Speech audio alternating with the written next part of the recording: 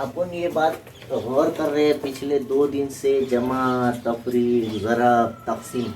तो जमा तफरीक के लिए जो उसूल है हम आपको बताएं कि जमा तफरीक के लिए जज़री मिक़दारों का एक जैसा होना ज़रूरी है, चाहे फिर वो लाइक शर्ट्स होना ज़रूरी है, प्लस करने का रहो या माइनस करने। तो यहाँ पर √2 है, इसमें भी √2 है, इसका मतलब इसको हम ऐड कर सकते। ऐड करने का मतलब सिर्फ बाहर वालों को 5 और 3 8 जज़र में 2, ये हमारा ज़रब और तकसीम, दो जमा और मनफी करना, एडिशन और सब्सट्रैक्शन का उसूल है। बीच में प्लस है तो मिला देना, नेगेटिव साइन है तो निकाल देना। अब यहाँ उसूल ये है कि यहाँ पर मल्टीप्लिकेशन ज़रब कीजिए बोल के कहा गया, तो उसके लिए जरूरी है ऑर्डर सेम होना। अंदर वालों का सेम होना जरूरी नहीं है यहाँ, समझ गया ना? बहुत मुश्किल है। अंदर वाले सेम रहो मत रहो वो अपने को जरूरी नहीं है। जब whenever we have to multiply the two shots, दो लोगों को ज़रब करना है तो उनके सिर्फ ये देखें कि ऑर्डर शुड बी सेम, होना ही चाहिए। अगर नहीं है तो एक जैसे बनाना चाहिए। वो मैं किसी सवाल में बताऊंगा आपको। If the orders are not same तो उनको सेम करना चाहिए। कैसा करना वो मैं बता दूँ जब वक्त आएगा उसका। फिर वक्त तो यहाँ सबका ऑर्डर सेम है। देखो देखो यहाँ पे भी स्क्वायर है, यहाँ पर भी स्क्वायर है ना।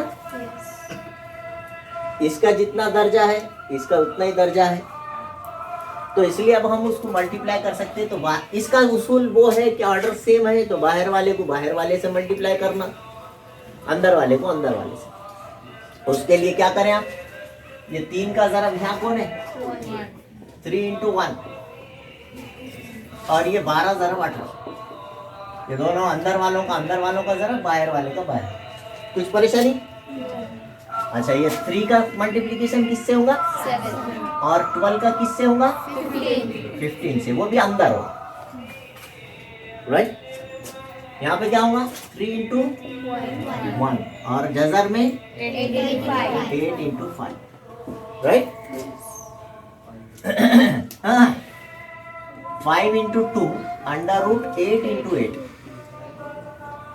अंदर वाले का ज़रब अंदर वाले के साथ होगा। इस तरह से अगली स्टेप में ज़रब करके लिख दें, काम खत्म हो गया। तो 3 × 3, समझा। और इसको अगर आपने थोड़ा सा ज़रब करने से पहले वो मुख्तसर वाली सूरत जो मैं बताया था, सिंप्लीफाई वाली, कल के वीडियो में, इसको 4 × 12 लिख लो तो 4 बाहर निकल जाएगा अकल से थोड़ा सा। 18 को 9 दूनी 18 लिख लो तो 3 पहले से बाहर है, 4 बाहर आके कितना बना 2 बन गया और 9 किसका स्क्वायर है। अब बच गए कौन अंदर 3 और 2, बाहर वाले को बाहर मल्टीप्लाई कर लीजिए, अंदर वाले को मुख्तसर भी हो गया। वहां जो कहा गया मुख्तसर तरीन कीजिए, सिंप्लीफाइड कीजिए, right in the simplest form. Simplest form बोले तो उसको आखिरी में मुख्तसर, जो अपन 2-3 रोज पहले से करते आ रहे, कल के वीडियो में भी करे है ना। तो ये इसके अज्जाइज़र भी लिखने का, उसके फैक्टर्स लिखने का, फैक्टर्स में पहाड़ा लिखने का, मगर ऐसा पहाड़ा लिखने का कि उसमें एक स्क्वायर आ जाने ताकि वो बाहर आ जाए। हाँ बोलो हाँ। तो 2 × 6, 6 × और जज़र में 3 दूनी, ये इसका सिंपलेस्ट फॉर्म है। बाहर वाले को बाहर मल्टीप्लाई करने का, अंदर वाले को।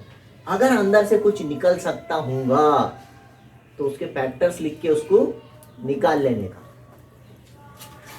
अब यहाँ पर 12 को क्या लिखेंगे, ये 7 × 21 होगा, ठीक है। और ये जो है 4 × 12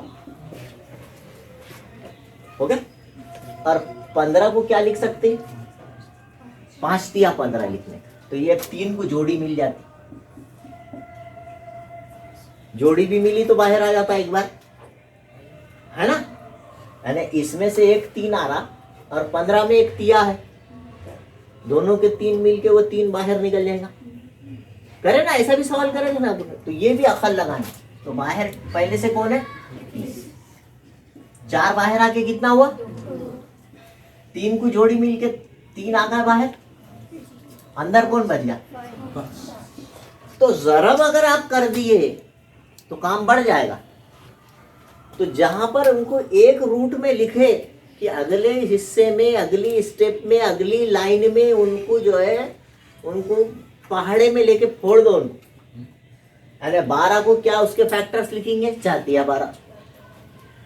अब 15 में कोई मुरब्बा नहीं आ रहा, लेकिन उसमें एक 3 आ रहा, तो ये जो बचे वाला 3, इसमें का जो 3 है और इसमें का एक 3, दोनों मिलके बाहर निकल जाए। तो ऐसा भी करना पड़ेगा। थोड़ा थोड़ा समझ में आ रहा है क्या मैं क्या बोल रहा हूँ।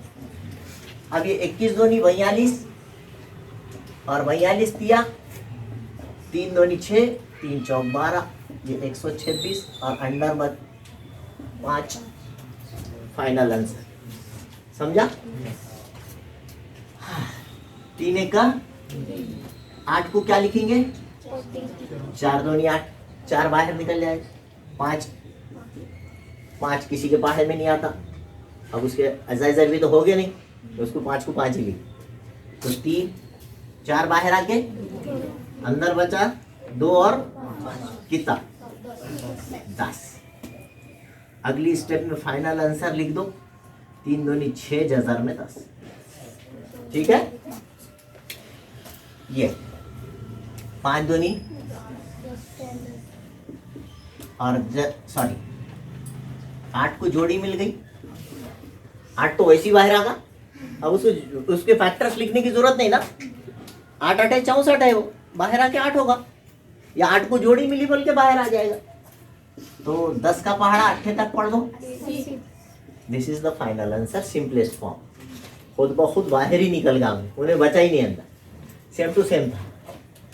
मैं समझता हूँ समझ में आ गया होगा थोड़ा। आप हेयर लाइन को इक्वल टू साइन लिखें इस तरह से। ये मैं थोड़ा सा यहाँ नहीं लिखा, गलत बात है, बहुत बुरी बात है। ठीक है, आंसर आ गया, आएगा प्लीज। यहाँ पर जो है दोनों का ऑर्डर सेम है, इसलिए हम उसको डिवाइड कर सकते हैं। अगर उनका ऑर्डर सेम नहीं रहा तो पिछली बुक में ऑर्डर सेम करने के कुछ क्वेश्चंस थे। अब इसमें आगे आए तो पता नहीं आएंगे, आए तो जब देखेंगे। फिल वक्त दोनों का दर्जा एक जैसा है क्या, देखो। इसलिए हम इसको जैसे इसका सॉल्यूशन बोल के लिखेंगे, इनको एक जजर में लिख लेना, डिवाइडेड बाय 2 और काट देना।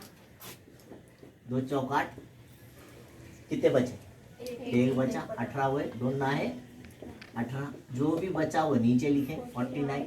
ये क्वेश्चन लिखना, हाँ। फिर उसके बाद ये लिखे, ये पूरा क्वेश्चन रिपीट करें आप। फिर 49 किसका स्क्वायर है, तो बाहर आके 7 हो जाए।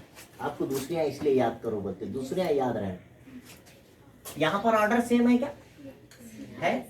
सॉल्यूशन बोल के लिखे, एक जजर में ले ले 125 डिवाइडेड बाय 50, जिसके इकाई में 0 और 5 रहता, वो 5 से कटता, 25 से कटता।